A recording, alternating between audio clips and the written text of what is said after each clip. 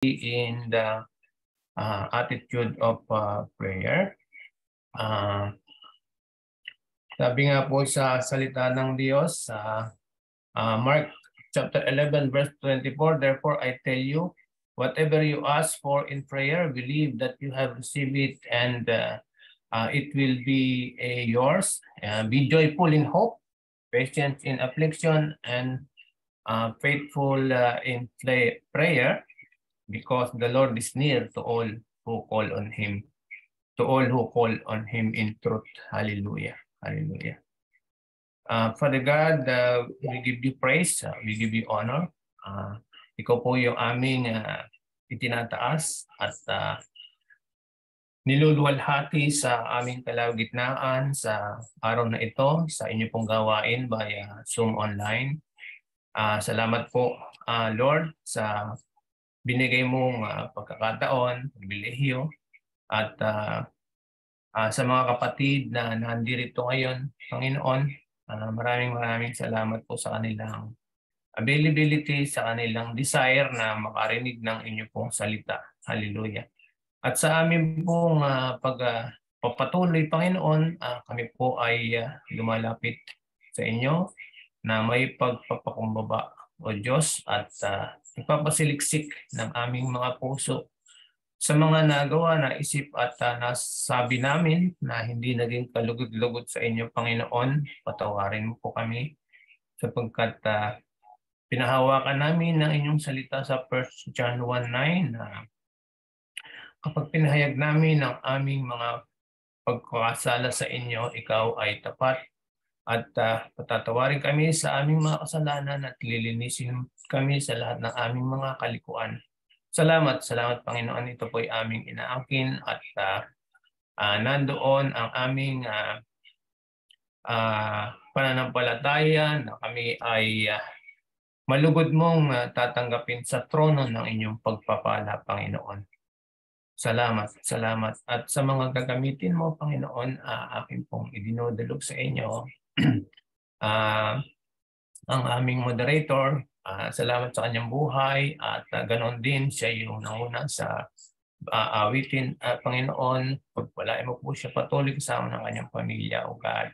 At sa mga iba pang gagamitin, Panginoon, pagpalain mo po ang bawat isa, lalo tigit sa aming Pastor Edwin na siya mong gagamitin bilang mensahero mo na magdadala ng inyong salita na ipinagkaloob sa bawat isa sa amin ngayon. Pagpalain mo po ang inyong salita at ganoon din ikaw po ang manguna sa buhay ni Pastor Edwin. Pangunahan po ang kanyang paghahanda at mga salita mo lamang ang mamutawi sa kanyang labi na marinig ng bawat isa. Taglay ang pagpapala nito at buksan mo ang bawat puso ng bawat isa upang ito'y matanim sa aming mga puso at sa isip, Panginoon, upang ito'y maisagawa rin namin na ayon sa inyong kalooban, O God. Hallelujah. Salamat po.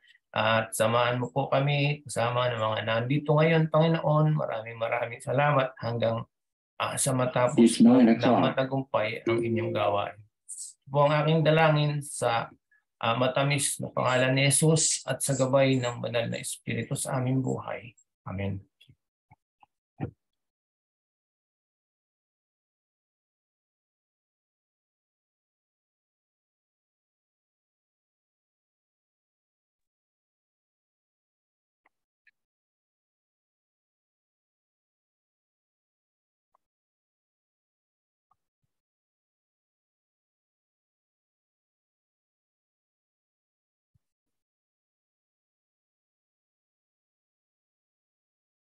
Team Isla, nandiyan po ba yung Team Isla para sa pagbasa?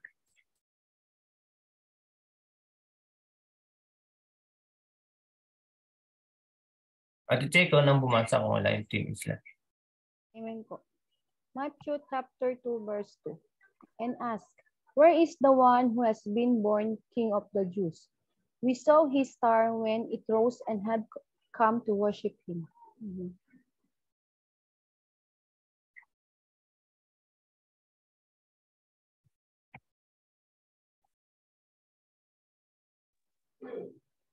Matthew chapter 2, verse 2.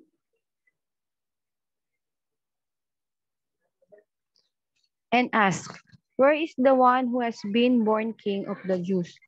We saw his star when it rose and have come to worship him. Amen po. Amen. Purihin ang Panginoon. At bago natin anyayahan si Pato Edwin, ay i-welcome muna natin yung mga dumating na. Si Ate Alice, praise God, naka-join. Welcome po, Ate Christine, Glenn, Dequitos, hallelujah. Welcome po sa gawain ng Panginoon. Praise God, naka-join din si Sis Marlene, ano po. At si Ate Nona, purihin ng Diyos kahit na mahina yung internet. Si Ate Alice, naka-join din kahit mahina yung internet. So, welcome po sa gawain ng Panginoon. Nandito pala yung Isla Santa Cruz. Praise God. Welcome po. So, welcome po sa bawat isa at ngayon po ay handa natin ang ating sarili para sa salita ng Diyos na ating maririnig sa pamamagitan ng buhay ng ating Pastor Edwin. Go ahead po, Pastor Edwin. Welcome. God bless. Hallelujah po. Allow me to share, Pastor Ruben. Amen. May share ko po yung PowerPoint po. Opo.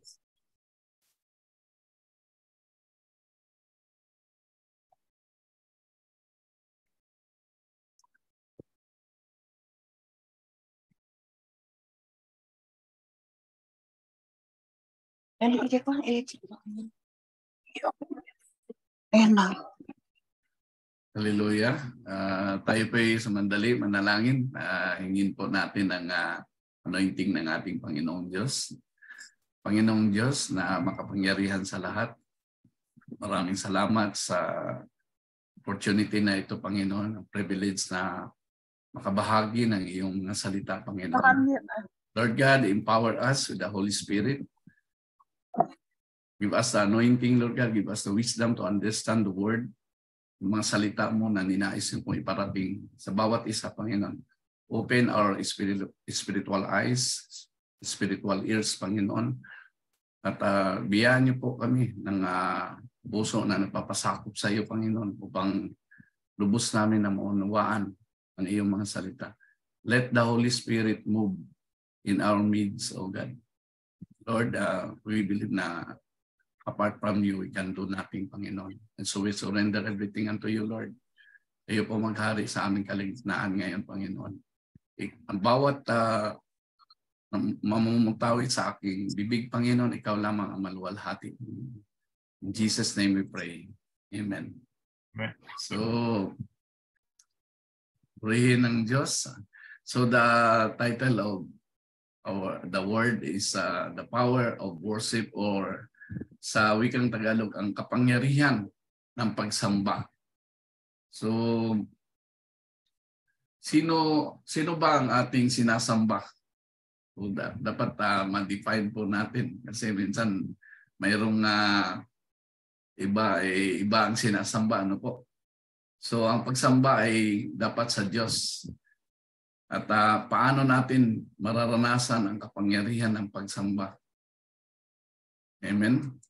So dito sa Matthew chapter 2 verse 2, sinabi dito sa wikang Tagalog po, nagtanong-tanong sila, nasaan ang ipinanganak na hari ng mga Hudyo? Nakita namin sa silangan ang kanyang bituin, kaya naparito kami upang siya'y sambahin. So sino ba itong nagtanong? Ano po? Ito po yung tatlong hari. At saka kung titingnan po natin dito sa word na ito, nakita namin sa silangan ang kanyang bituin. So isa sa kanila mayroong talent na basa ng mga bituin. Alam nila kung nasaan ang pinalagyan ng ating Panginoong Jesucristo. So, tuloy ko lang po dito sa verse 3 and 4. Nang mabalitaan ito ni Haring Herodes, siya ay naligalig, gayon din ang buong Jerusalem. Kaya tinipon niya ang lahat ng mga punong pari at mga tagapagturo ng kautusan at sila'y tinanong, saan ba isisilang ang Kristo? So, kung tingnan natin dito na bagabag ang Haring Herodes, ano? So may pagka-insecure ang hari. So may ano siya, na intimidate siya sa nabalitaan niya. So kaya tinipon niya dito sa ituloy po natin sa verse 11, ano po. Pagpasok sa bahay, ito po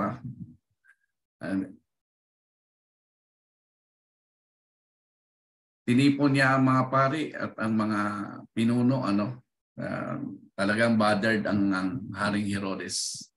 Kaya tinanong niya kung nasaan ba talaga yan. Kaya kung natatandaan po natin nung panahong iyon, ay pinapapatay ni Haring Herodes yung mga bata, na 2 years old and below. So, para masiguro niya na hindi siya walang mag-take over sa kanya. So, ganon ka-insecure. So, ano ba ang bakit ganon na lang ang ka-insecure? Imagine niyo po, itong 3 hari na nag-inquire, imagine niyo po, hari po sila. So, naglalakbay po sila sa along their journey, inoffer nila yung time nila. Yung gift of time.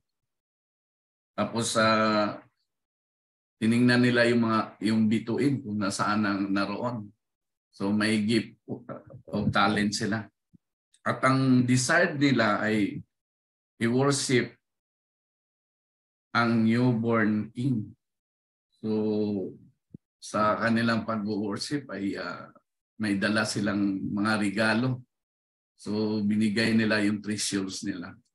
Doon sa dito natin ituloy sa verse 11 po. Pagpasok sa bahay, nakita nila ang bata sa piling ni Maria na kanyang ina. Nagpatira pa sila at sinamba ang bata. Inihandog din nila sa kanya ang mga dala nilang ginto, insenso at mera. So, ganon nila pinangahalagahan ang Panginoong Hesus, yung newborn, yung bagong isinilang. So, imagine hari sila. So, si Jesus is the King of Kings and the Lord of Lords. Ano po? Bakit ganon na lang kahalaga yung newborn king o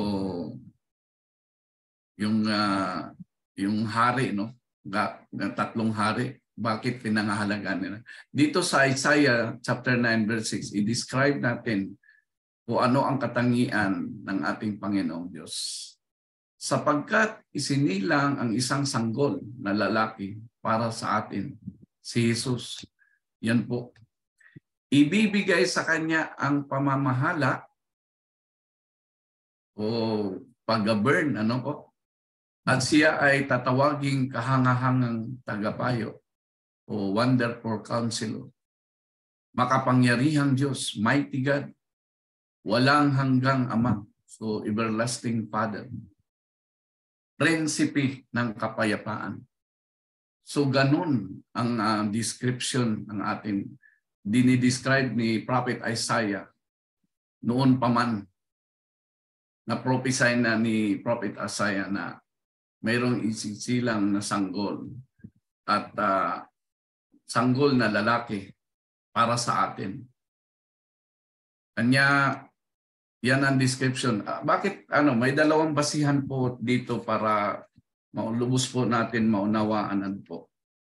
Sa una pa lang, tayo ay nilikha upang magkaroon ng kaugnayan sa Diyos o to have a relationship with God. Kanya lang, nasira itong relationship na ito nung nagkasala sila Adam and Eve doon sa Garden of Eden. But through Jesus' death and resurrection, na-restore ang relationship na ito. And in fact, sinabi ni Jesus, dito sa Juan chapter 15 verse 15, na gusto niya tayo maging kaibigan niya. Hindi ko na kayo itinuturing na mga alipin, sapagkat hindi alam ng alipin ang ginagawa ng kanyang Panginoon. Sa halip, itinuring ko kayong mga kaibigan, sapagkat sinabi ko sa inyo ang lahat ng narinig ko sa aking Ama. Kaya noon pa man, gusto ng Panginoon magkaroon tayo ng relationship, magandang relationship sa Panginoon. Ang pangalawa, tayo ay nilikha upang sumamba sa Diyos. Sumamba. Kanya dito sa unang Pedro, chapter 2, verse 9, ngunit kayo ay isang lahing pinili, mga maharlikang pari, isang bansang hinirang, bayang pag-aari ng Diyos, pinili upang magpahayag ng mga kahangahangang ginawa niya. Siya ang tumawag sa inyo mula sa kadiliman patungo sa kanyang kahangahangang kaliwanagan. Kanya lahat tayo ay pinili. So we are the chosen people. Kanya as a chosen people, sa priest, walang gender ang priest diyan. Kung babae o lalaki, lahat tayo ay pinili ng Panginoon. A royal priesthood, a holy nation. Pagkaroon tayo ng pagsamba sa Kanya. Kanya, yun ang design ng Panginoon. Una, tayo ay nilikha upang magkaroon ng kaugnayan sa Diyos. Ang pangalawa ay tayo ay nilikha upang sumamba sa Diyos. Kanya, i-define lang po natin, ano ba yung worship o pagsamba? In Greek, tinatawag po ito ang latreia. Ang definition po dito, para igalang o ipakita ang paggalang bilang isang banal na nilalang o supernatural na kapangyarihan, ang pagsamba ay isang gawa ng relihiyosong debosyon na karaniwang nakadirekta sa isang Diyos.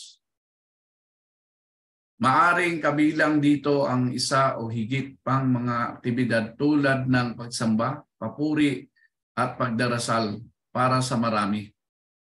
Ang pagsamba ay hindi tungkol sa isang emosyon. Ito ay higit pa tungkol sa isang pagkilala sa isang Diyos.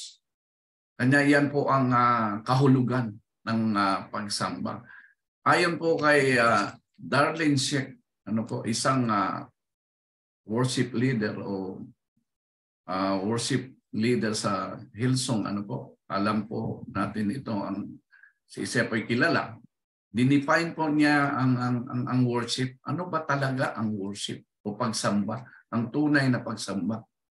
Ang tunay na pagsamba ay kapag ang iyong espiritu ay sumasamba at nag-uugnay sa espiritu ng Diyos. Kapag ang pinakaubod ng iyong pagkatao ay natagpuang nagmamahal sa Kanya, tanging sa Kanya lamang. So mayroong focus, it's not about imaginary, but it's about the heart. So may sincerity. It's not the action, it's not the, hindi ito tungkol sa mga kanta, hindi tungkol sa kung gaano kalaki ang banda, hindi tungkol sa kung gaano kalaki ang koro. Lahat ng mga bagay na iyon at kahangahangang mga pagpapahayag ng pagsamba, ngunit hindi sila ang esensya nito. So hindi yung mga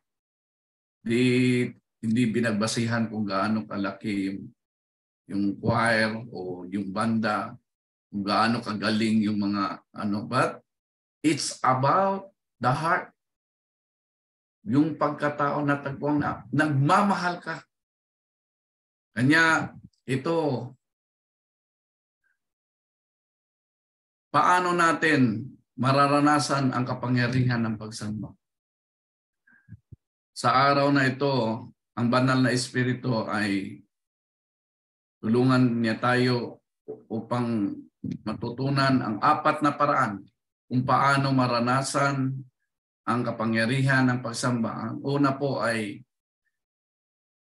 sambahin ang Diyos kung sino siya. To worship God or who He is. Or who He is. Dito sa mga awit, chapter 73, verse 28, sinabi po dito, ngunit sa sarili tanging hangarin ko sa piling ng Diyos. Manatili ako sa piling ng Panginoong Yahweh. Ako'y mapanatag. Ang kanyang ginawa'y aking ihahayag. Kaya, ano ba ang ginawa ng Panginoon? He created everything. Lahat. Even us. Lahat ng dito sa mundo. Dito sa mga awit, chapter 19, verse 1, ang kaluwalhatian ng Diyos ay ipinahayag ng kalangitan. Ang ginawa ng kanyang kamay, ipinapakita ng kalawakan. So, the heavens declare the glory of God.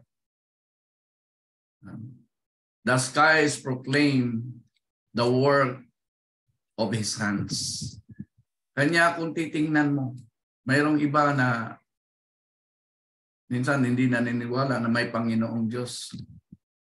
Kung titingnan mo lang ang kalangitan, diyan mo ma-define ang kapangyarihan ng Panginoong Diyos. Kanya, pag nag-worship tayo, makamtan natin ang kapangyarihan ng mararanasan natin ang kapangyarihan sa pagsamba. Kung iisipin natin, bibigyan natin ng higher form of reverence o mataas, pinakamataas. You forget yourself, forget your problem, forget everything of who you are. Ang isipin mo lang kung sino ang Panginoon na wino-worship mo. Dahil darating ang panahon, sinong gusto na i-worship ang Panginoon up to eternal life? Lahat po tayo. Amen? Sabihin niyo po sa sarili niyo, gusto kong magsamba sa Panginoon hanggang sa eternal life. Amen? Kanya dapat tayo at pag magsamba tayo sa Panginoon, isipin natin kung sino siya. Ano po yung definition kanina doon sa Isaiah chapter 9 verse 6? He is the mighty God, wonderful counselor, Prince of Peace. Siya po ang may likha ng lahat. Wala ni anong bagay dito sa mundo na hindi niya nilikha. Amen po? Kanya, pag nag-worship na tayo, pag nandoon ka na po, pag gusto mo maranasan ang kapangyarihan ng Panginoong Diyos, dapat po limutin mo muna yung sarili mo, yung pride mo, yung ambition mo, lahat ng mga disturbances. Nakafocus ka lang. Ano yung definition doon sa sinabi ni Darlene C? Na may matagpuan mo yung spirit loving, yung mahal mo ang Panginoon. Dito, isipin mo yung imagine mo kung sino ba ang pinaka-paborito mo sa mundo. Sino ang pinaka-the best para sa'yo sa mundo? At sino ang gusto mo makasama until eternal life, until eternity? Doon sa buhay na walang hanggan. Ang Panginoong Jesucristo. Amen po. At ang pangalawa ay sambahin ang Diyos para siya ay gumawa ng mga himala.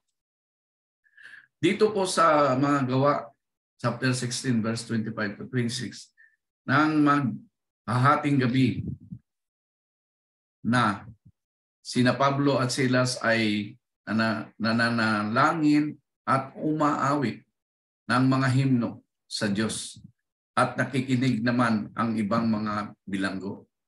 Walang ano-ano'y lumindol ng malakas at nayanig pati ang mga pundasyon ng bilangguan. Biglang nabuksan ang mga pinto at nakalag ang mga tanikala ng lahat ng bilanggo.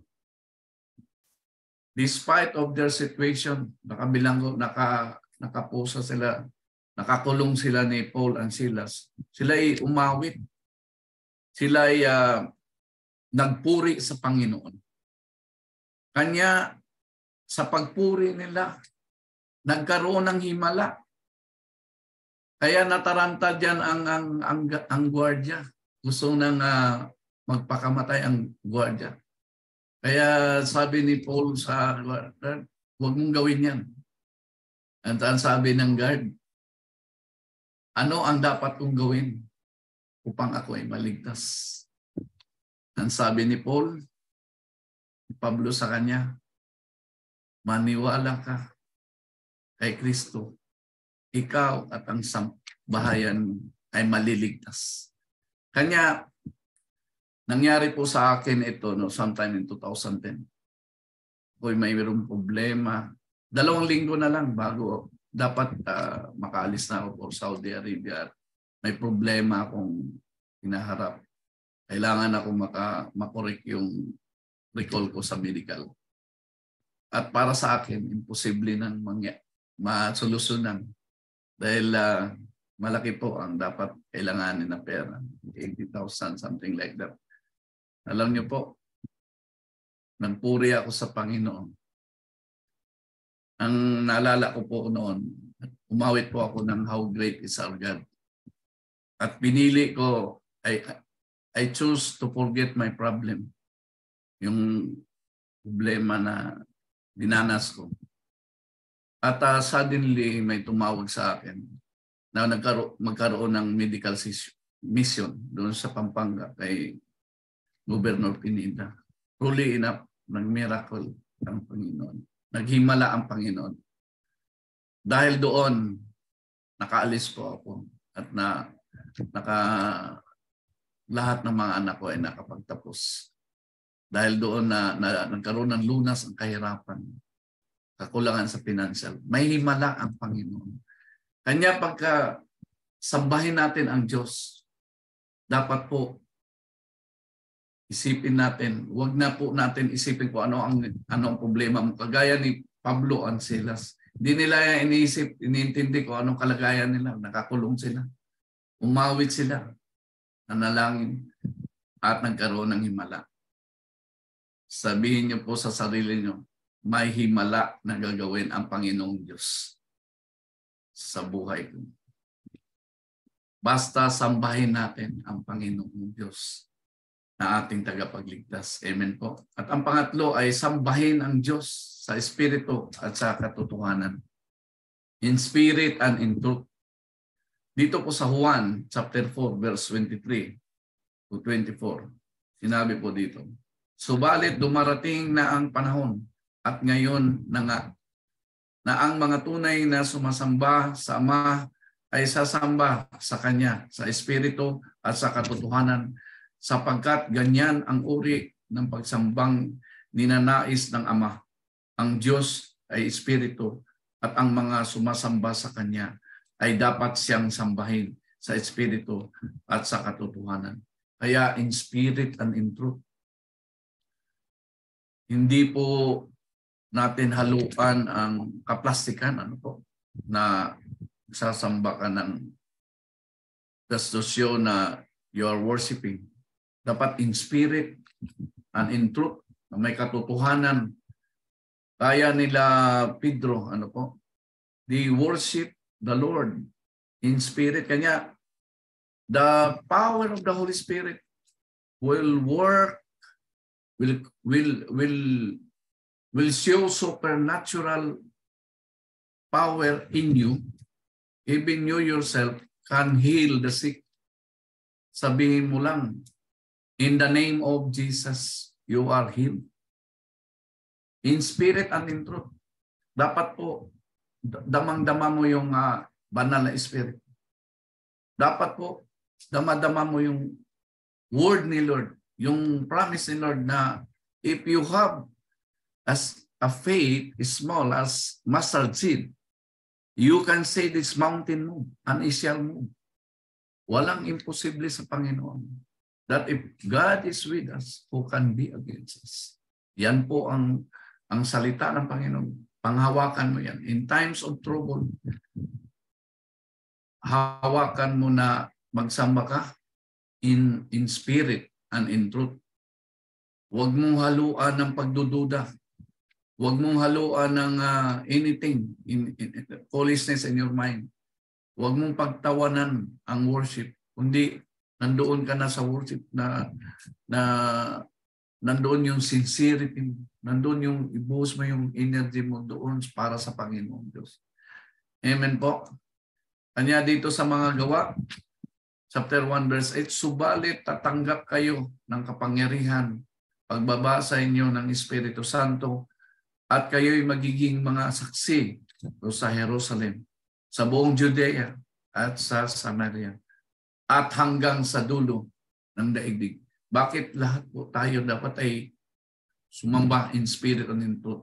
Sapagkat kailangan po natin ito. Lalo na pag naghayo ka ng salita ng Panginoon, the good news of salvation, the Great Commission, bago mo ma-share yung testimony, the goodness of God sa buhay mo, ang dapat puspos ka ng banal na Espiritu. Because the Holy Spirit will make you succeed. Hindi ka po magtatagumpay kung wala ang banal na Espiritu at hindi manahan sa iyo at hindi kikilos sa buhay mo. Ang lahat na yan, ang tagumpay, pag-share mo yung anong sinabi ni Lord doon sa Matthew 28, verse 19 to 20. Go therefore and make disciples of all nations, baptizing them in the name of the Father, the Son, and the Holy Spirit, and teaching them of the law that I have commanded you. And I will be with you till the end of the age. Kanya yung pangako ng Panginoon, panghawakan natin. Hindi po tayo iiwanan.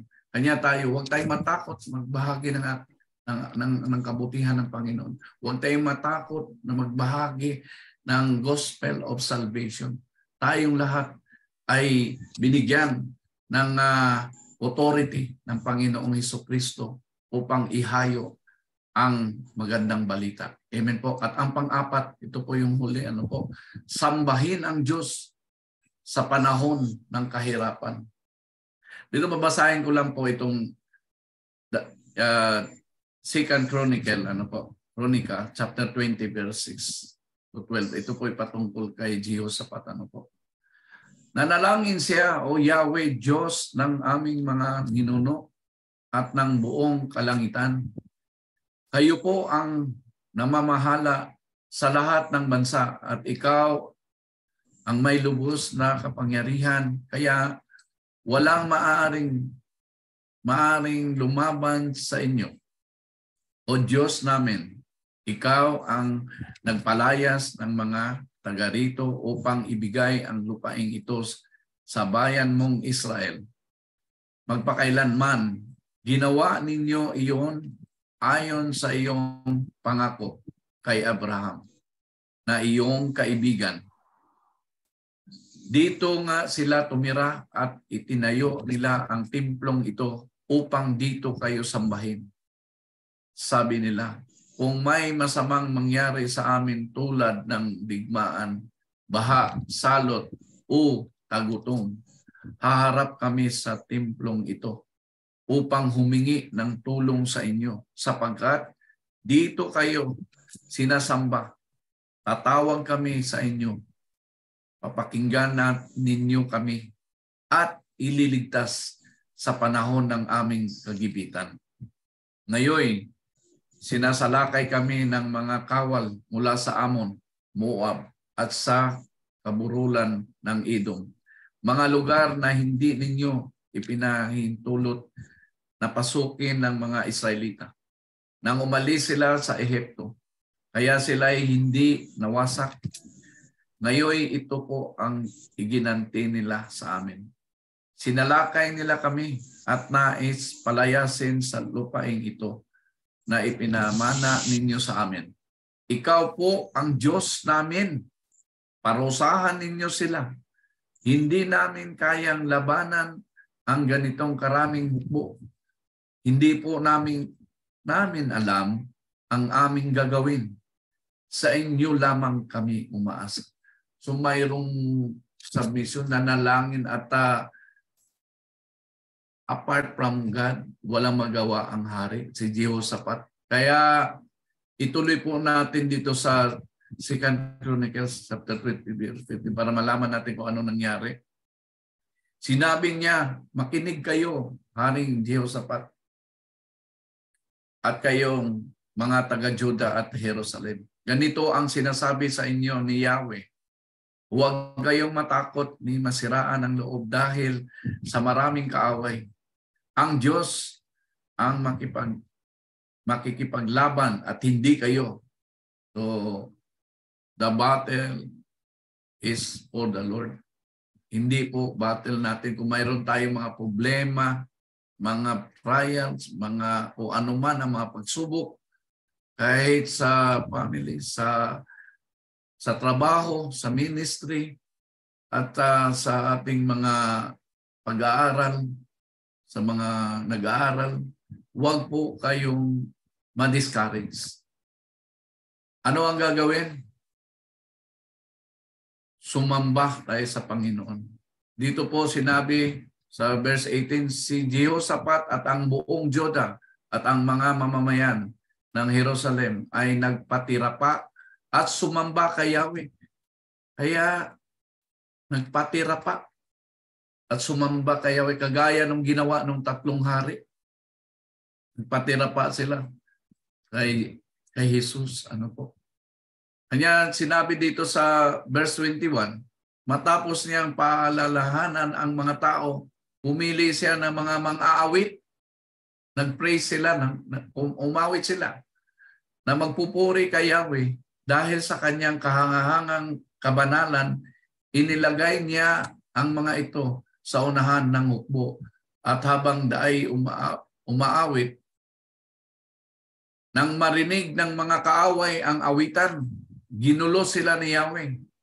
Dahil dito sila ang nagkagulo, nagpapatayan ng mga kalaban nila. Kaya dito po nagwagi sila. Kanino po sila umasa? Kagaya po doon sa yung mga worshiper doon sa kay Prophet Daniel, paano siya iniligtas doon sa lions den. Kasi mahilig siya sumamba sa Panginoon.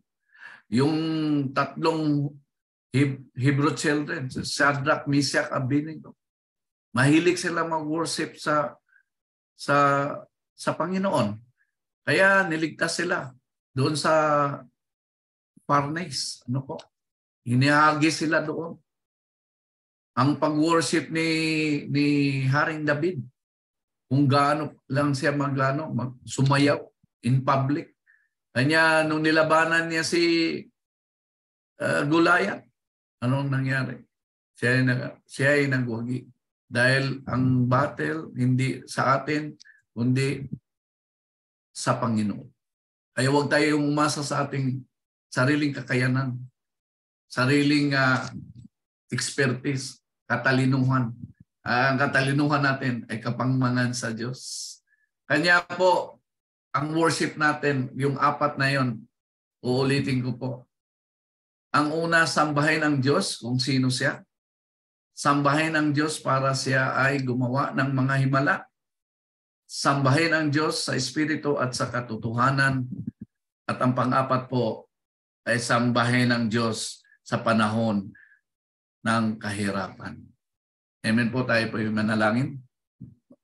Panginoong Diyos na makapangyarihan sa lahat. Maraming salamat po sa iyong mga salita na tinuro niyo po sa amin. kung paano ka namin sambahin, Panginoon. Na dapat kami ay sumamba sa iyo kung sino ka po sa buhay namin. Upang ikaw ay gumawa ng himala sa buhay namin. Sambahin ka po namin in spirit and in truth, Panginoon. At sambahin ka po namin sa panahon ng kahirapan. Panginoon, empower us to worship you, Panginoon. Always.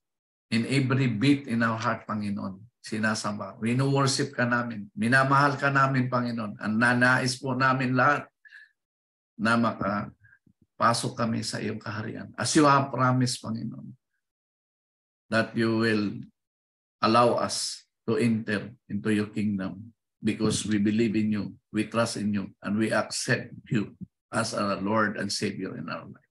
Maraming salamat po. In Jesus' name we pray. Amen.